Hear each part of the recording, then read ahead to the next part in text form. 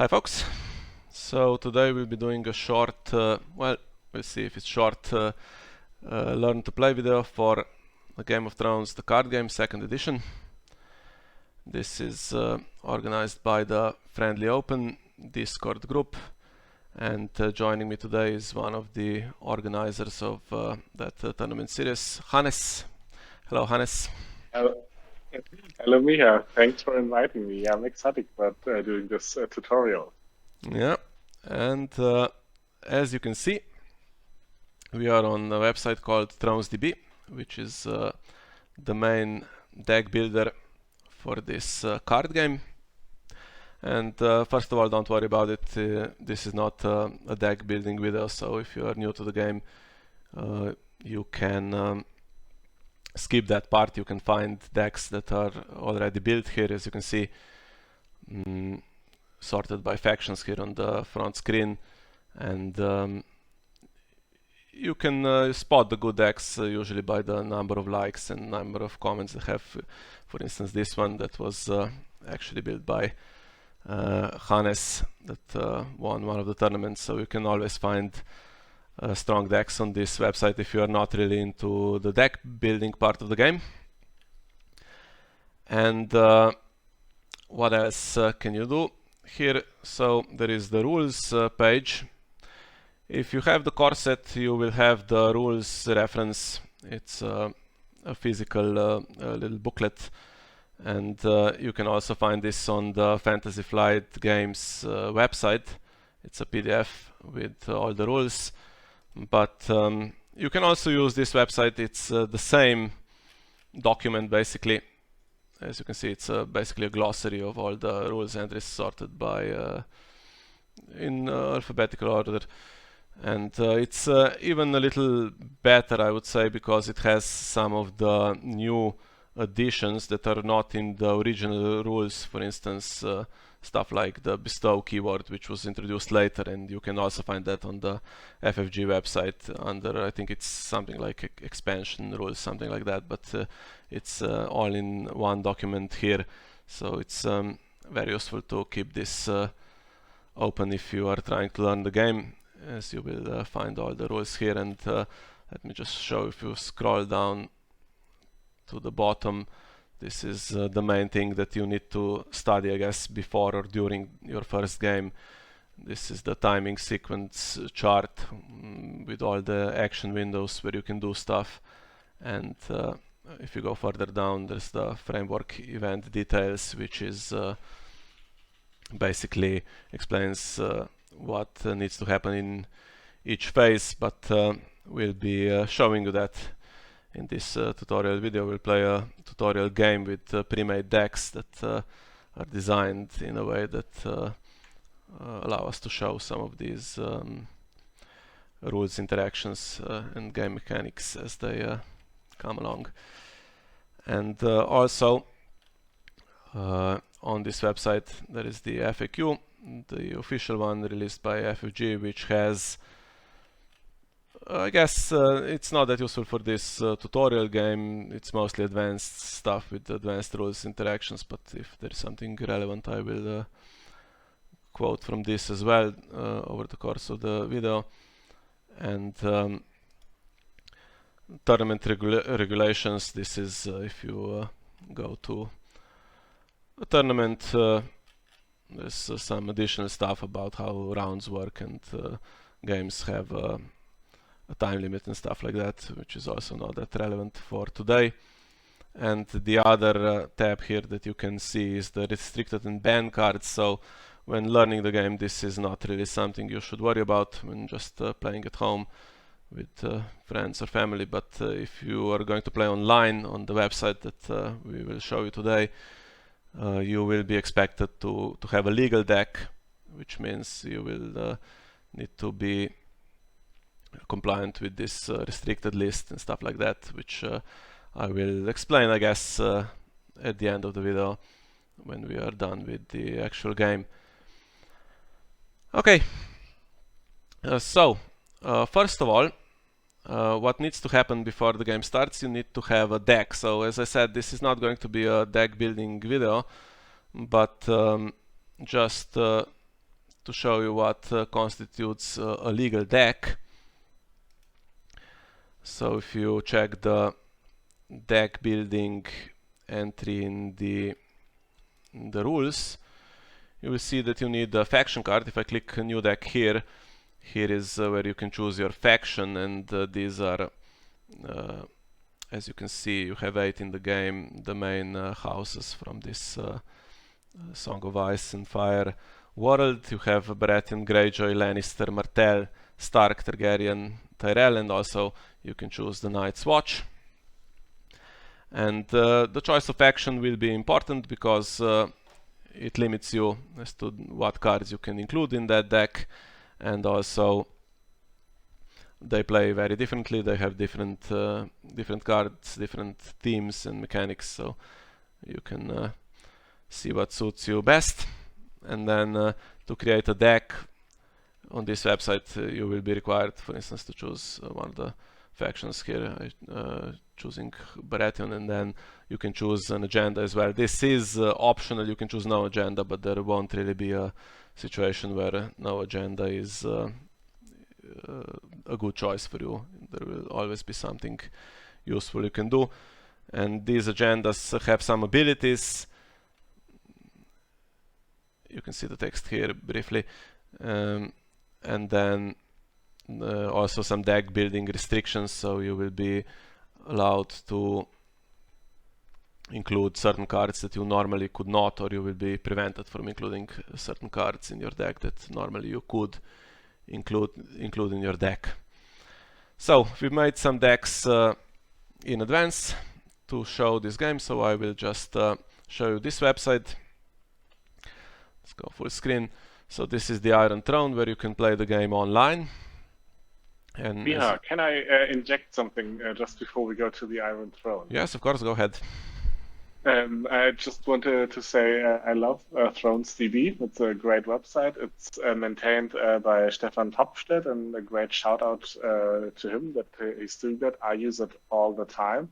And yeah, it's really great. And you are also the ability, if you start using it as well, to give him a small contribution via PayPal to maintain the website. Yeah, I'm very happy that he's doing all this. And yeah, so I'm happy that this site exists, the same as the Iron Throne that you're going to show now. It's also an amazing website, and also shout out to the guys who are maintaining that one. Yes, exactly. Basically, they do this for free, Stefan on ThronesDB, and then there's a couple of guys that run the Iron Throne. And as you can see here, you can contribute, and then you get this green color to your username if you do that. Yeah, so the Iron Throne is where we can play the game online, and as you can see, there is a lobby chat. This is used sometimes to promote certain tournaments or to answer rules questions quickly for new players. And of course, since this is the internet, you can see some people here are complaining and having a go at their opponents and stuff like that. We all know basically who those 3 or 4 players are that you need to keep away, but generally it's a pretty good community here. You can see who is online here if you open this, and then there are a couple of tabs. So this is your decks. You can import decks. Basically, if I click new deck, this is empty, but I can paste my list from ThronesDB. You can export it there, and it's fairly easy to do. And then once you start the game, you will be able to select your deck from all that you have available. And okay, so this is this helps you with mainly with a couple of different manual commands that you can do if something goes wrong in your game. You can correct the game state with these. You can switch these tabs during the game, and it won't exit the game. So if you are on play and then switch to help to check this, it is fine. It will allow you to do that. And you can change your profile settings as well here. So I will show you that once we are in the game. And as you can see here, these are the games that are running currently. So 8 games at the moment. Sometimes there will be more, especially if there is an online tournament happening, or sometimes during the night in Europe, I guess, is the quiet time where you might only see 1 or 2 games being played, and they're all, as you can see, this brown color, they're all casual games at the moment. You can, if I click new game, it will allow me to change the game type. This is what I was talking about. You can change it to competitive or to beginner. Let's choose beginner here, and then you can change the mode as well. So yeah, just to discuss this briefly. So these events here are some online tournaments that happen occasionally, and if you choose one of these, it will just set the settings correctly to that particular event. And then you have these 2 main modes, which are standard and Valerian. So I will explain this at the end when I talk about the restricted list and stuff like that. But if you play on this site, you will struggle to find any games that use the Valerian mode. You would be expected normally to play standard. And then you have the settings to allow spectators. You can show hands to spectators as well, and time limit, which we won't be using today. So the game rules don't actually have any time limit. It's supposed to be, it takes as long as it takes until someone wins the game. But if you read the tournament regulations, you will see that occasionally games are timed so that they can all finish around the same time, since they're played concurrently. And sometimes online people will use these time limits. 55 is the usual number to basically simulate a normal tournament game. And then there is a setting to use chess clocks, which I've never used, and probably shouldn't bother with that as a beginner. Okay, so I will now set this game to beginner, and we'll use a password just so no one joins. So Hannes, what would you like the password to be? Your choice. Friendly open. Friendly open, okay. And maybe one thing we can say, at the beginning when I started, I was a bit intimidated that there are almost no beginner games open. But I would encourage everybody, you can open a beginner game on your own, so anybody who joins would know that you don't have that much experience. But also if you join a casual game, and it's no problem just to say, hey, I'm new to the game. Most people are super friendly and also super helpful, so you can also ask them questions about the game during the game, or also about the Iron Throne if you're unsure about a certain mechanic. So don't be intimidated. Many people who are playing online are playing for a long time, but that also means that they can help you out a lot. Yeah, you can have some bad luck, I guess, if you just join random games. You can get someone who is not very helpful or doesn't really have time to or the patience to explain stuff. But and that's the sound you hear if someone joins your game. Yeah, and but you can arrange games. I will put a link in the description to our friendly open Discord server, where there is a very helpful community, and you can join that and arrange games that way with players who are usually very helpful to newcomers. Okay, so if you click select deck, you will now get that from your list of decks. I think if you scroll down, you might get some pre-made decks as well. I think the intro decks and the World Championship decks are here if you want to play with those. And let's choose this one. And once you click start, it will take you to the game. Okay. So we'll play the game. As I said, the rules reference document is basically a glossary that goes in alphabetical order, so we will discuss most of those entries, but try to do it in a more sensible way as they come up over the course of a normal game. And I will occasionally keep a tab open here and quote directly from the rules if needed, but mostly we will just try to explain in a more simple way, and then at the end of the video I guess I can go through the entire document and see if there's anything that we missed, and also do a quick summary if there is something complicated that might be difficult to understand when you read it for the first time.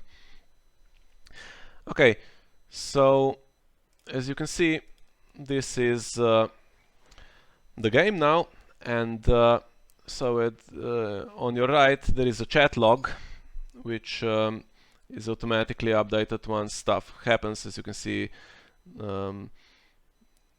it announced my faction and agenda and my opponents as well, and then you can chat here, exchange pleasantries, or maybe even discuss the game if you like. Or if you have a question, that would be a good way to ask. Just write something in the chat and say, okay, how can I do this or that? Then maybe the other player help you out. Yes, exactly. And if you're doing a beginner game, don't select the option that mutes spectators. If you do by mistake, you can change it here. Yeah, they're already unmuted, as you can see. And okay, and we can check the settings here. So this is these are the action windows. As you can see, I've selected all of them, and you would be advised to do this before playing your first game. So you can disable them so that the game skips some of them and goes more quickly, I guess, but usually it's not a great idea to basically let your opponent know that you don't have any actions in specific action windows. It's just better to manually pass each time. And these two, okay, timer for card abilities and timer for events, so the game will stop if you have a way to cancel something that happens, and you can disable this if your deck doesn't have anything. You will, once you play a few games, you will know that basically some factions do not really have many options here, and the opponent will know this as well, so there is no real reason to have this selected and pass each time. And the other settings, okay, make keywords optional, so very occasionally there will be some kind of game situation where you might not want to use the keywords. If that happens, you can tick this and choose the order of keywords. This usually is disabled by default because it doesn't matter, but I will tick it here just so that the game slows down once we get to the keywords and gives us more time to explain what they do. And also prompt before using dupes to save means that the game will ask you if you want to do something that usually you will want to do almost every time, so most players won't have this enabled. But once we get to those situations, I will discuss them again. And yeah, this if you click the settings here, this will only apply to this particular game. So if you want this to be permanent, you need to change them in your profile. And let me just show you this here. The card image size is customizable, so large works best for me if I do full screen on my computer, but if they're too small, you can enlarge them further, and also you can make them smaller. And basically it's the same settings that we already saw, and you can set this time here when there is some kind of interrupt where you can stop the game with some card ability. You will get this timer, and if you are a new player, there will be an option to click I need more time. So it's not that important, but make sure this is not some ridiculously small number that expires before you can even read what the game would like you to do. Okay, so if we click play again, this is now the situation. Okay, so let's see what the rules entry for setup says. How do we set up the game? As you can see, the first one is determine game format and select DEX. So the Joust and the Melee formats are the two ways to play the game. Basically, Joust just means it's two players, one against the other, and Melee is for more players, but on this website currently you cannot play Melee, so we won't be discussing this. I guess at the end I can show you in the rules entry it's basically just 2 or 3 things that additionally happen in Melee that don't really happen in Joust. So game format will be Joust, and decks are already selected. And then determine first player is something that is usually skipped when you play the game, because in setup both players can do their thing basically at the same time simultaneously, and you don't need to choose the order, so we won't bother with that. And then announce factions and agendas, which are already on the board here. So I'm playing House Lannister and my agenda is Filthy. As you can see, if I move my mouse onto this card, it will display, a large picture will be displayed in the top right corner, and you can read the text if you don't know it by heart. And also I can do this for my opponent, but my opponent is playing the same agenda here. And so I'm playing Stark Filthy. Yes. So most of the cards we've used in this tutorial are familiar names from this world of Song of Ice and Fire, and also mostly from the core set and the early cards, with some exceptions. So if you have the core set, you might come across a lot of these cards that we'll be using in this tutorial. And then create treasury. Well, this is not something you need to do on the Iron Throne. Treasury is just done manual, so if you're playing in person, in the core set there will be some gold coins provided and some power tokens. As you can see here, they're displayed here, gold and power. You just basically arrange those so that you can use them throughout the game, but this website will do it for you manually. And then also there are influence tokens in the core set, which can be used to track some card abilities.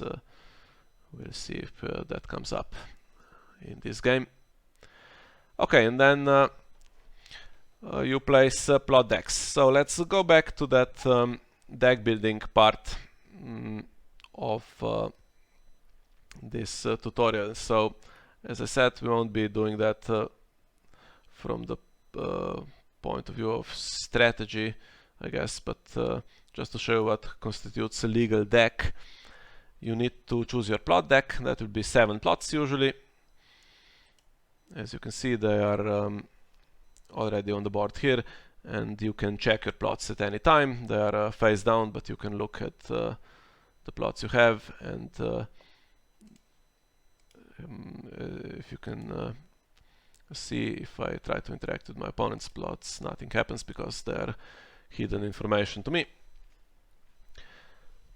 So 7 plots in your plot deck, and the rules here are you can have 2 copies of one plot, and then the other 6 need to be different plots, or the other 5 I should say, or you could just have 7 different plots. That's also an option, but some plots will have a plot deck limit of 1. If you can see this in the bottom right corner on this particular plot, it says plot deck limit 1.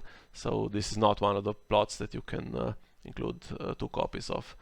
But this one, as you can see, doesn't have that limit, so you could have this plot twice in your plot deck, and then the others all a single copy.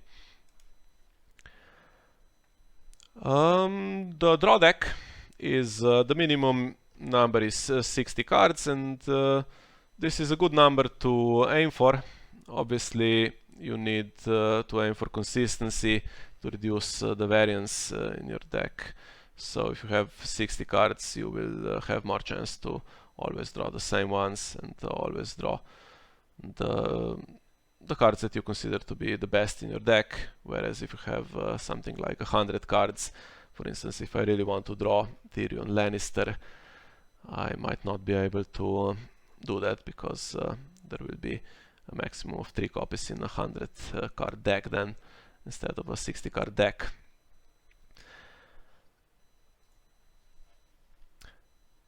Yeah, so these restrictions can be modified a little bit by the agendas. Let me just show you. So the top line here on this filthy agenda says you cannot include more than 15 neutral cards in your deck. So when I choose a faction, in this case Lannister, I can include Lannister cards in my deck, and I can include neutral cards. Neutral cards are those that don't have any faction affiliation, so I can always include them in any deck. But this puts a restriction. I can include 15, so if I wasn't playing this agenda, I could in theory include 60 or more. Maximum number of cards, there is no limit, but the tournament regulations do say that you can you have to be able to shuffle your deck without assistance and in a reasonable time. So if you show up with 100 cards, you will probably still be able to do that, but if you show up with 300 cards, you might not. So in that case, your deck wouldn't be allowed probably, but on this website all the shuffling is done automatically by the site, so it won't matter and you won't be wasting any time with that. Okay, and the last, I think, deck building rule that you need to follow. So you can only include 3 copies of any card by title. So as you can see, we have Tyrion Lannister here. So 3 of the 60 cards I have can be Tyrion Lannister, and no more than that. So these familiar cards from the story, Tyrion, and as you can see, I have Cersei and Jaime here, have different versions with different abilities, and you can include different versions in your deck, but you are still limited by 3 cards per title. And again, since you would be usually looking for consistency, you probably want to include only one version and just have 3 cards of that version in your deck, unless there is a very good reason to do it in a different way. I'm not sure if we'll come across anything like that in this tutorial. Okay, let's see. So where have we left off? We've placed the plot decks, shuffle draw deck. So draw deck is my main deck that I draw cards from. Usually in Cardtypes it will just be referred to as deck, your deck, and if it refers to your plot deck, it will say plot deck. And then draw setup hands. So you draw 7 cards from your deck and you take them into your hand, which is this area here that is displayed. As you can see, my opponent also has 7 cards in hand, but I cannot see them, and also has these 53 cards in their deck. The deck is not open information, it's face down, so I cannot check my cards. And if I do, for instance, if I cheat and check, the log will display this message in red, basically, that I'm looking at my deck when I shouldn't really be. So I can close and shuffle, and it will say that I've stopped. So you can't really get away with anything like that.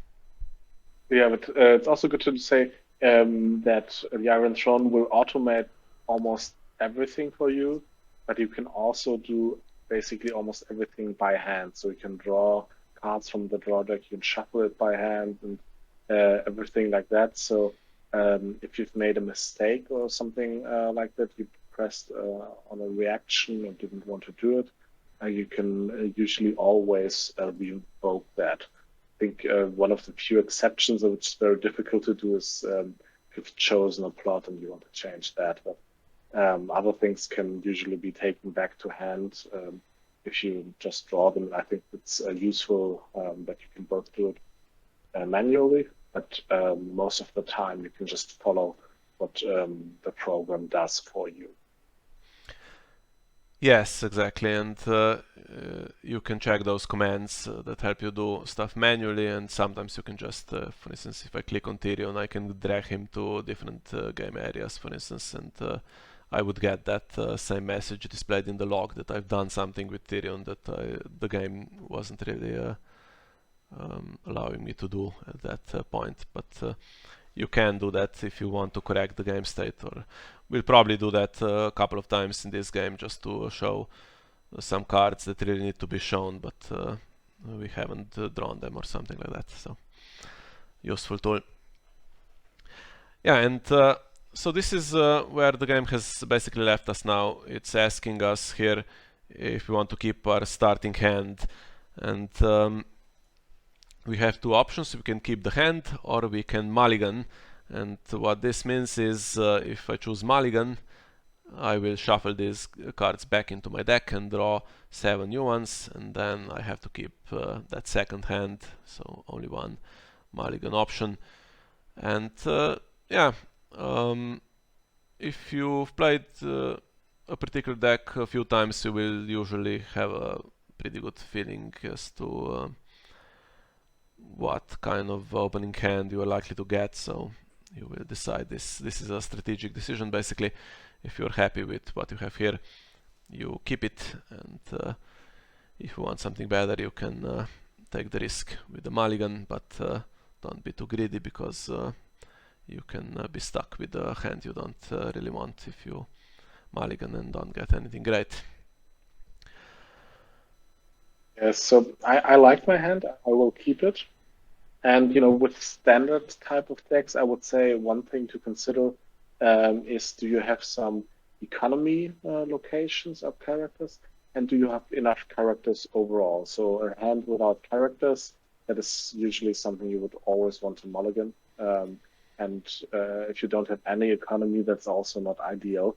So these are I would say, the two standard things that you would look for.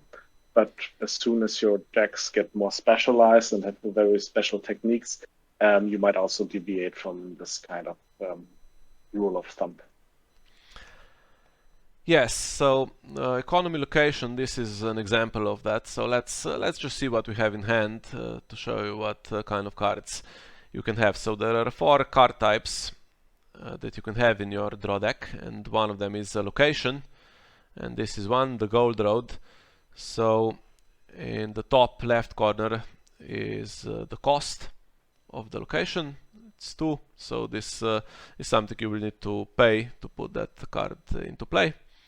And then you have the title and the Lannister symbol, and this little what would you call this, a scroll of parchment, I think it's called in the rules, means that the card is loyal. So loyalty by itself doesn't do anything during the game, but there will be some deck building restrictions with most agendas that refer to loyal or non-loyal cards. So if you have the core set, fealty is one of the agendas you will have, and then there will also be banner agendas. These are on the back side of these faction cards. So House Lannister, if you flip it over, you will have an agenda called Banner of the Lion, which will have a deck building restriction. Let's see if we can. So if you type the name of the card in the chat, I think it's displayed here, as you can see, so we can have a look. So Banner of the Lion would be an agenda that says you may include non-loyal Lannister cards. As you can see, Lannister is displayed with this symbol again in card text. So you may include non-loyal Lannister cards in your deck, and then you must include at least 12 cards, 12 Lannister cards in your deck. So this is where loyalty is important, because if you play a banner agenda, for instance, you will not be able to include loyal cards from another faction, but you might be able to include non-loyal cards from that faction. And then we have below the artwork is a trait, Westeros trait. Traits again are something that by itself this Westeros trait will not do anything, but it will be referenced often in card text, so cards will interact, for instance, with Westeros locations or something like that. And then there is this limited keyword. So limited is important in setups because you are only allowed to set up one card with this keyword, and you will find it mostly on these economy locations that provide a gold boost, and very occasionally on other card types as well. And when you build your deck, you will probably want to include quite a few of these locations that help with your economy, but not so many that you are then stuck with them, because you can only place one in setup, and then when we'll get to the proper game, you will only be allowed to marshal or play one of these cards each round. And the rest of the text is basically the ability of this card, so we'll get to those abilities a little later. And then this little +1 gold at the bottom is the gold modifier that if we can see here, so the plots have this gold modifier, so when you have a plot revealed, you will be able to collect that number of gold, and then if you have this location in play, this will be boosted by 1, as you can see. Okay, and then the other card type we have here is character. Sir Jaime Lannister, as you can see, so the 6 again in the top corner is the cost, and then he has these two symbols, the red and the green one. These are the challenge icons. If I switch to this character, for instance, you will also see at the bottom the blue one. So these 3 challenge icons help the character to participate in challenges when we get to the challenges phase. And these are different on different characters. Some characters might have all 3, some might have only 1, or in very rare circumstances that you might find a card that has no icons at all, but mostly 1 or 2, sometimes 3 you will find, and you have different combinations. And the 5 below that is the strength of this character, so the higher this number is, the stronger he will be when it participates in the challenge. Again, you have the traits. Jaime Lannister is a knight and a lord, and then his ability. And just below that, I don't think you can read that from here, is basically flavor text. It's a quote from the books, and this has no effect on the game at all, so it's just there for flavor. And at the very bottom you can see the illustrator of the art, and then also the symbol of the set this card was released in, so Jaime Lannister from the core set. And since I don't have the other 2 card types, I will now mulligan this to see if we get the others as well. Okay, so as you can see, these red cards are the Lannister cards. They are considered to be in-faction cards. And then I also have this brown card. This is a neutral card that can be included in my deck as well. And this is a limited location, like that gold road that we had in the previous hand, so we are quite happy with that. And we've also drawn the other 2 card types that can be included in your deck. So this is an attachment card. It's a very similar cost in the top left corner. Then it has the condition trait, and then it has the ability and some flavor text at the bottom. And as you can see, terminal is a keyword, and then in brackets you have basically an explanation of that keyword. So if cards have a lot of space in this text box, sometimes you will see these explanations that remind you of what these keywords do. I will talk about those keywords when they come up during the game. And the last card type we have is an event. So these are slightly different. They are useless on setup because they cannot enter play. They're just played from your hand. As you can see, again, cost in the top left corner, and then you have the text box. The first line is a play restriction that will tell us when we can play this card, and then the ability, an interrupt ability, that will also be, the text will explain what this particular card can interrupt.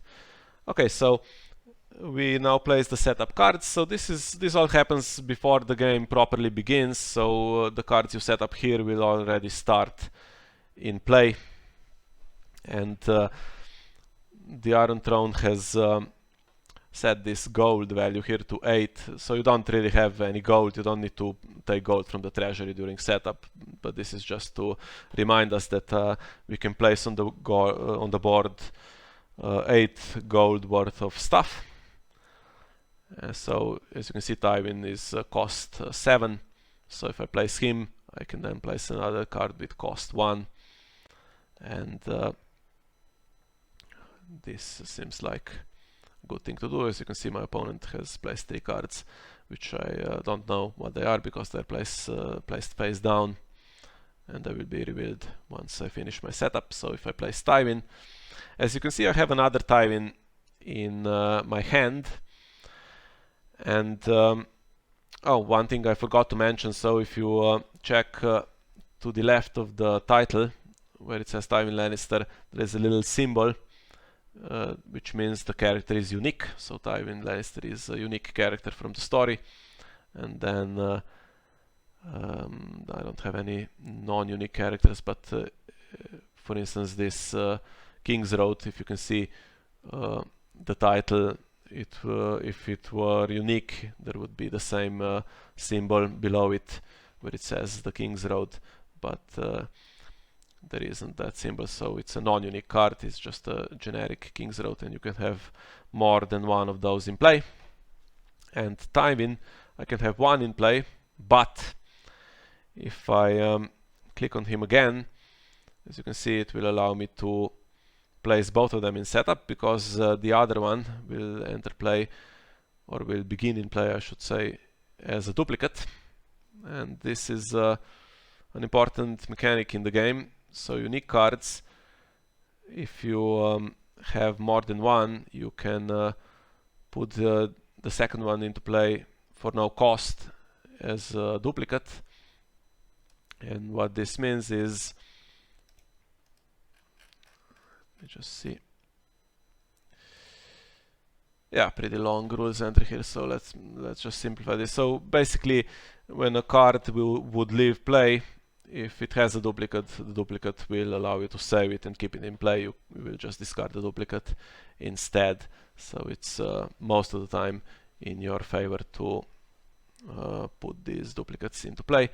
And in setup, they will cost you nothing. So Tywin is 7, and duplicate, you are still at 7. So yeah, and the dupe saves from everything, right? It saves if the character would be killed, or if a card would be discarded, or also if you have to take it back to your hand. It would save against any of those, right? Yes, so the rules say this line: a duplicate grants its controller the following triggered game ability: interrupt, when the overlapping unique card would leave play. This card is duplicate to save that card, cannot be cancelled. So if for any reason the card would leave play, we will see how cards might leave play during the game. You can discard the duplicate, and the card will stay in play. So it's there are several save effects in the game, but duplicate is the strongest because it works basically in almost all situations. Okay, and then this King's Road, the economy location. Also, as you can see, now I am on 0, so if I had any 0 cost cards, I could also place them here, but I don't have any. And when I click done, these cards will be revealed when my opponent clicks done. They will be revealed. All right, so I have this thing. I set up a card, but now I'm dissatisfied with my choice. So I now manually drag it back to my hand and replace it by another card. The only important thing is that you still have to come up to 8 gold in total, and you cannot bypass the rule that you can only set up one limited card. Else you can do it by hand and revoke your choice. And then I also click done, and the cards are revealed. Yeah, so the game opens this. This is the next phase. We have to select a plot, but I can minimize this and we can see what has happened. So first of all, if you play the timed game with the timer, this is the point where you would see in this part of the screen there would be usually a 55-minute timer that would then start. It would start at 55 and go towards 0, like basically without interruptions, like in a football game. And I can check what my opponent did. So there is a character, Caitlin Stark, on the board, and location with that gold modifier, and also another location here. So cost 4, and then 2 locations with cost 2 for 8 gold worth of stuff. And the next thing that happens, so we had 7 cards in our opening hand. I placed 3, and then I can replenish my opening hand, which means I draw up to 7 again. So I draw 3 cards, and yeah, this is the goal of the setup basically is to set up as many cards as possible. So a lot of decks will be satisfied with something like 4 cards. I would say that is probably the average, but depending on what your deck is like, you might get a bigger or a smaller number on average with your setups. And obviously if you can set up 5 or even 6 cards, you will get more cards back in hand. You will be up to 7, and basically this is something you want to do. Unless the other thing you need to consider, I guess, in setup, some decks will desperately want one particular card that helps whatever their game plan is with that deck, and they might mulligan just to hopefully draw that card, and that will be more important than other considerations. Okay, so that concludes the setup, and now we proceed to the plots. And as you can see, I think maybe we can still mention this, Miha, is that, for example, on my Northern Armory, there's a +1 gold icon. So that means I do get the gold bonus, but it's not a limited location. So while almost all limited locations either have a gold bonus or can have an action where you can reduce costs, there are also some locations that grant gold bonuses, and they do not count as a limited location, so you can set them up in addition to a limited location.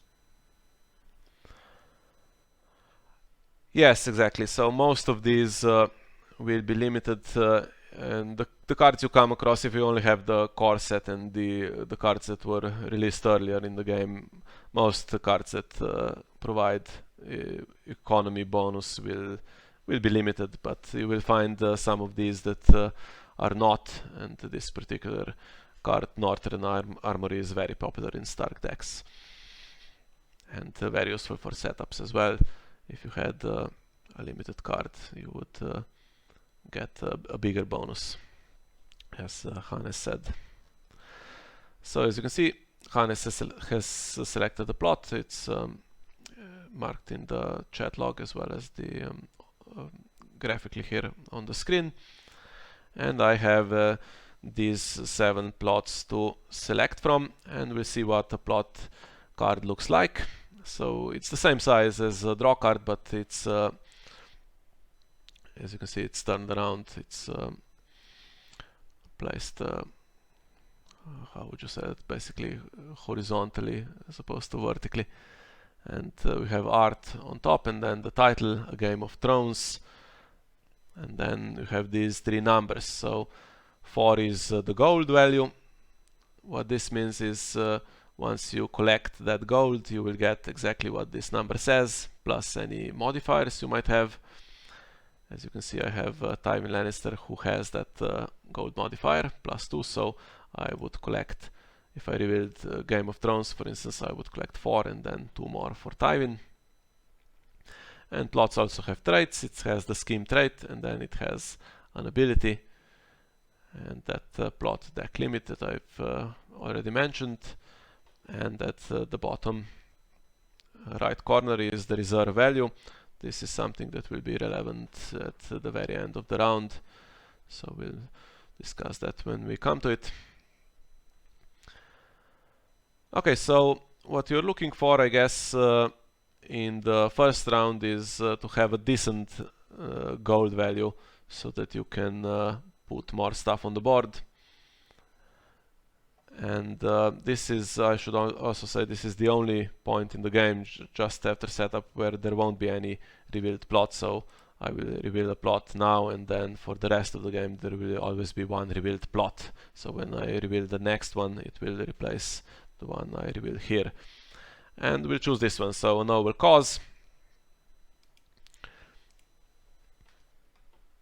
And my opponent has revealed the same one, which is nice because I can show you what the second little number here in the brown diamond means. So it's 0 on both plots, and this is the initiative value.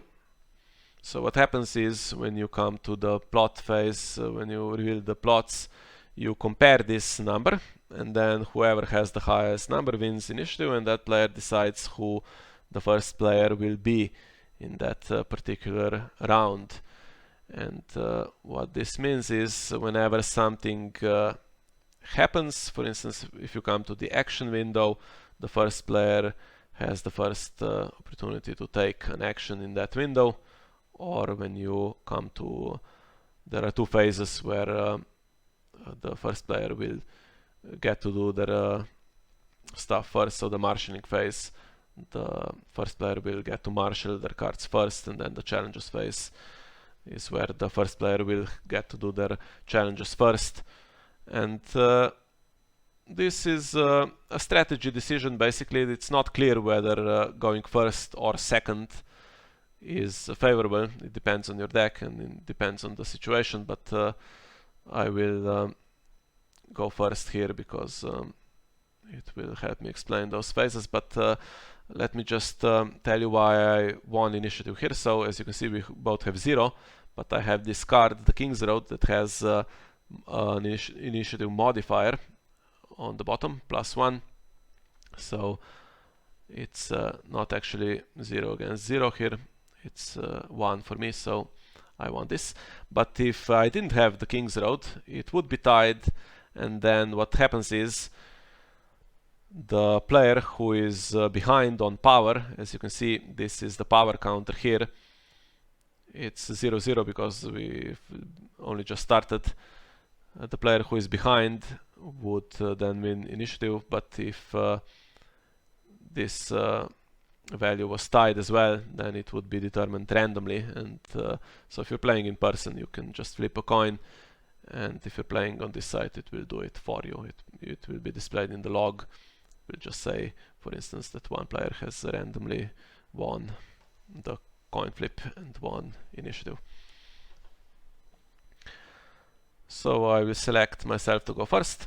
If you're wondering, so the third number, the blue-gray, I guess gray number, is the claim value, and this is something that will be relevant when we get to the challenges phase. So we are now in the plot phase. We've revealed the plots. So some plots will have, for instance, let me see, this plot close call will have a when revealed ability. So when we revealed those plots just now after comparing initiative and choosing first player, these abilities would also resolve, but since there aren't any, that part is just skipped, and we come straight to the action window. So this is the first action window in the game, and if we have something to do, we can do it here. And I guess this would be a good time to discuss what some of these abilities can do. So first of all, there are constant abilities. As you can see on Caitlin Stark, it simply says while Caitlin Stark is participating in a challenge, your opponents cannot trigger card abilities. So this is something that will always be in effect. Okay, it refers to a specific point in the game, so when she's participating in a challenge. So when that is happening, this will automatically be in effect, and you don't need to do anything to trigger this ability. It will just always be active. What is a triggered ability? Yeah. Yes, so a triggered ability, as you can see, let me just show you.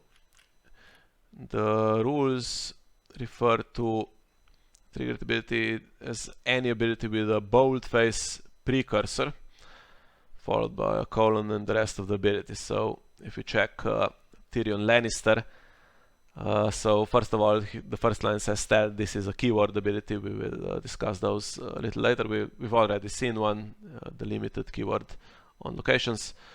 And so it says reaction. Reaction is a triggered ability, which means it will not happen automatically. You will need to trigger it when a particular thing happens that this reaction reacts to. You will have the opportunity to trigger that reaction. And then I have another one here that has a reaction ability. And do we have any? We don't have any interrupt abilities. We have one here. So treachery is an interrupt, which is another type. And then these will also sometimes be forced reactions or forced interrupts, which means they are not optional for the player to trigger. They will automatically have to trigger, and both players will need to pay attention to make sure all of those are triggered. And then there will also...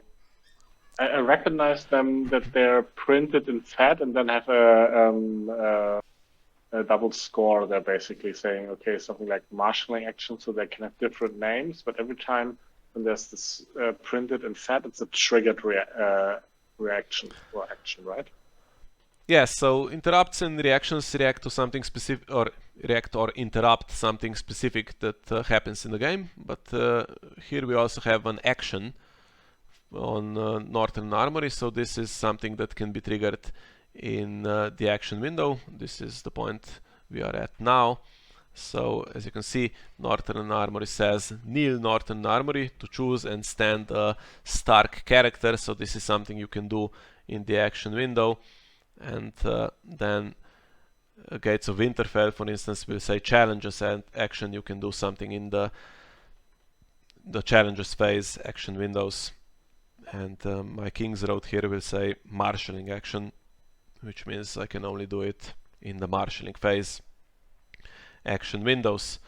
And since I read that line on Northern Armory, so kneeling and standing stuff is something that happens in this game.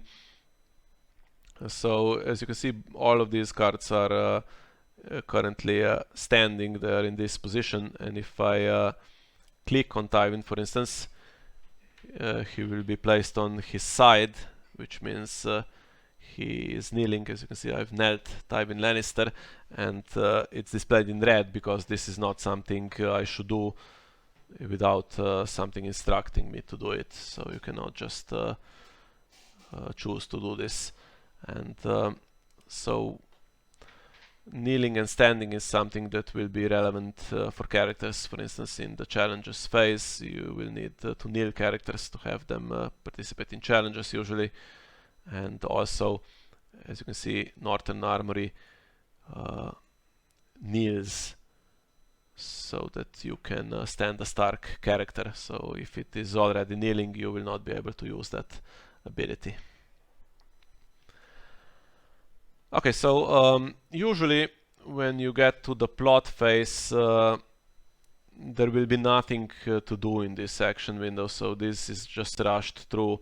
I'm just discussing it in detail here because it's the first window where we actually can do stuff, but there will be nothing, and as you can see, we have no gold in your gold pool at this point in the game, and often abilities will require you to pay gold, and it's possible to gain gold in this phase of the game, but it's quite unlikely, so you might just skip this. And if I click pass, okay, so I'm first player, so I have the first option to do something here, and if I click pass, the opportunity then goes to my opponent. As you can see, it says waiting for opponent, and what happens is if Hannes now passes, this action window will close and we will proceed with the rest of the game.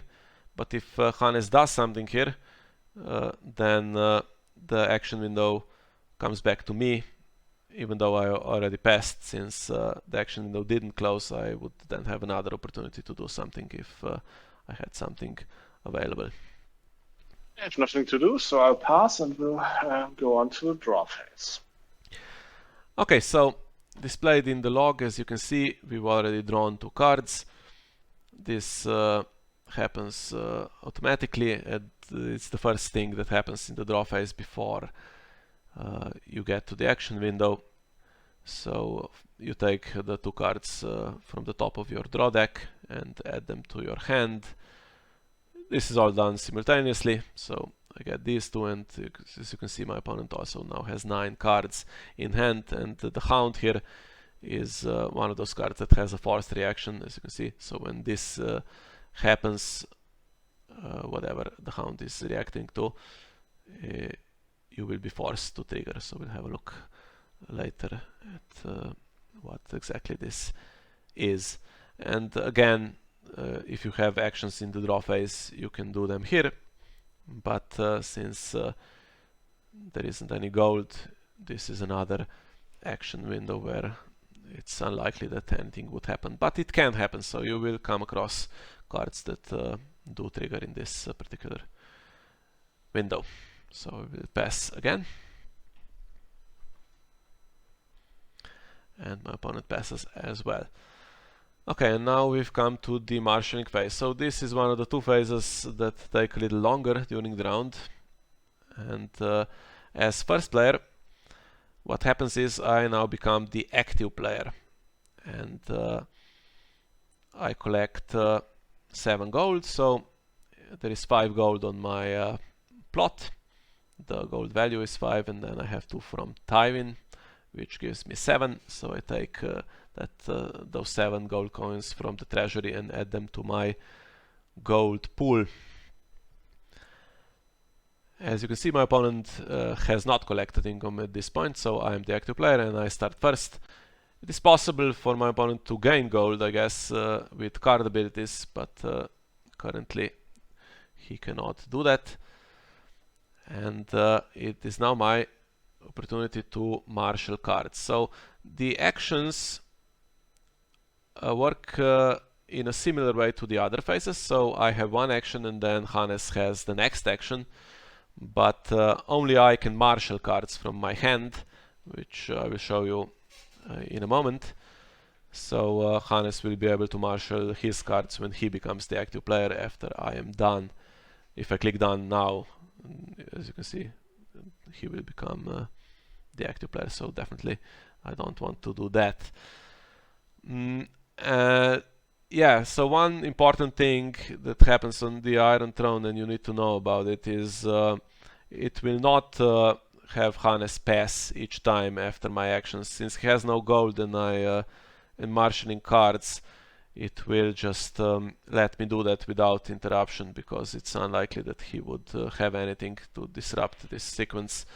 So if you play in person, you might do it the same way. The opponent will just wait until you are done, but if the opponent has any actions, they can let you know. For instance, in the chat, they can tell you that they might have actions, and then you need to wait and give them a chance. The site will not force the opponent to pass each time in the marshalling phase action window. Okay, and now I can put stuff on the board. So let's see. I have 7 gold. However, I have this constant ability on my plot card that says reduce the cost of the first lord or lady character you marshal this round by 2. And this is one instance where those traits are important. For instance, Sir Jaime Lannister has the lord trait, so if I marshal Sir Jaime Lannister now, I will reduce the cost by 2, and he costs 6, so it will only cost me 4 to marshal Sir Jaime Lannister. And then I have another card that helps me. This is the King's Road, so marshalling action. I can use this now. I can kneel and sacrifice the King's Road. We'll talk about sacrifice in a moment. To reduce the cost of the next character, you marshal this phase by 3. So if I marshal Sir Jaime Lannister and I use the King's Road, that will reduce his cost by 3 and by 2 from noble cost, so he will actually be reduced to 1, and I will pay 1 and still have 6 left in my gold pool. So what does this mean, kneel and sacrifice?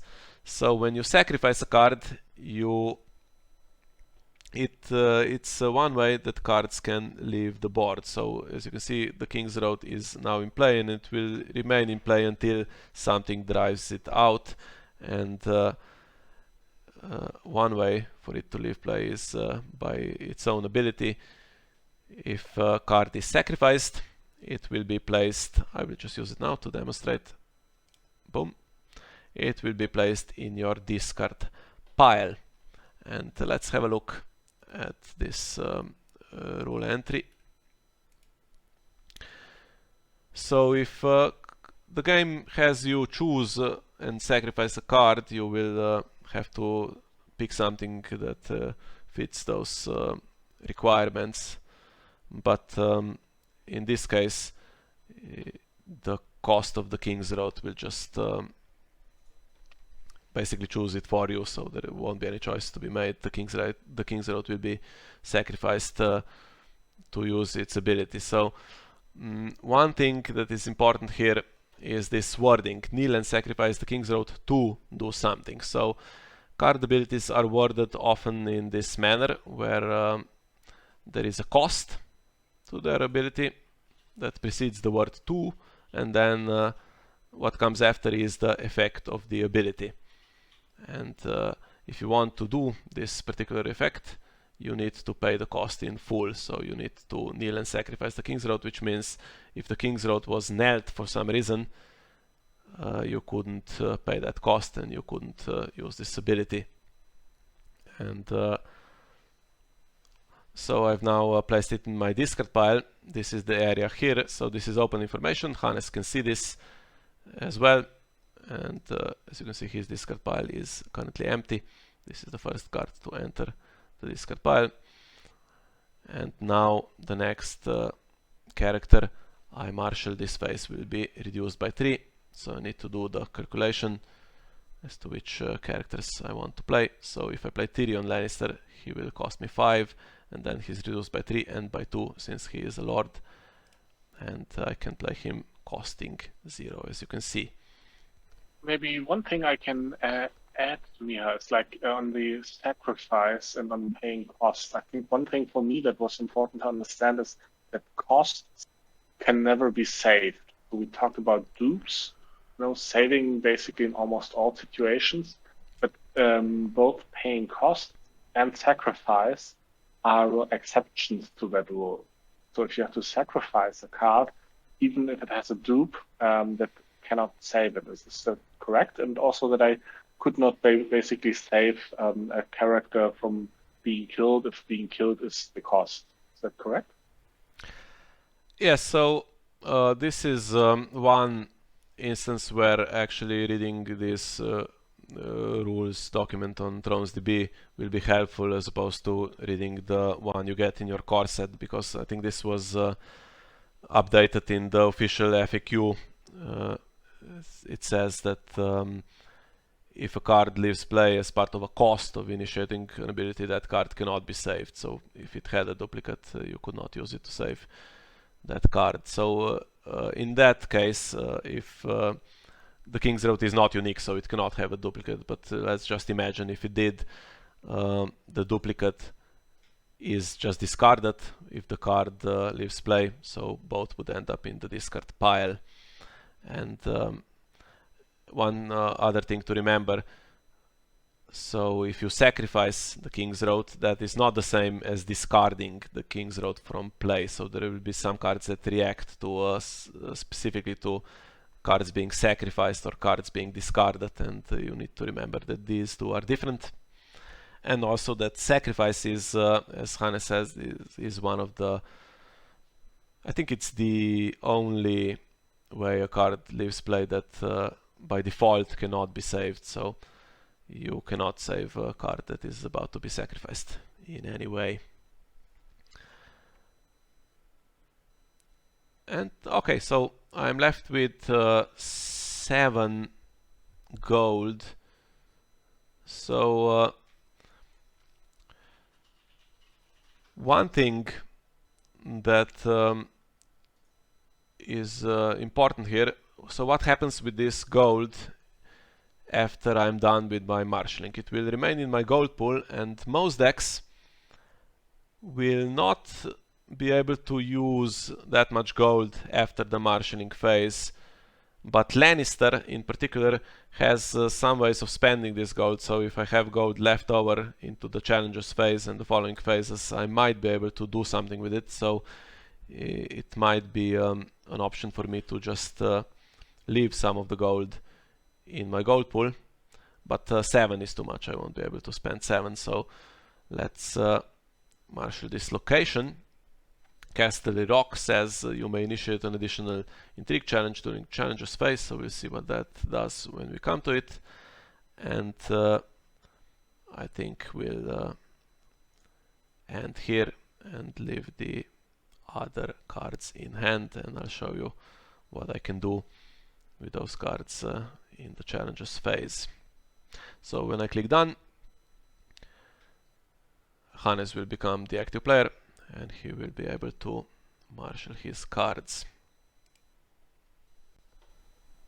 Right, so I'm also using the reduction I get from my plot to marshal Brand Start. It's also a lot. So usually it would cost 2, minus the 2 reduction, it's 0. And then I also add a King's Road as one of my locations. But I decide that I don't want to use this round. I don't have to use it, even if I could. I want to save it, so next round I get a larger reduction. And instead, I will marshal a Begging Brother. And the Begging Brother has the bestow keyword. And in parentheses, you see a number. So when such a card enters play, I can choose to place up to 3 gold from my gold pool on the Begging Brother. And later on, I can use this gold with his interrupt. I only have 2 golds left in my gold pool, so I cannot bestow him with 3 gold. But I choose to put 2 golds on him. So you see the symbol on the Begging Brother. And the way I can use it is basically that it says when the effects of a triggered character ability would initiate, discard 1 gold from the Begging Brother to cancel those effects. And I think we will see in the challenges rounds how I can make use of the Begging Brother. Then I have no more gold left. And I'll click done, and we'll proceed to the challenges phase.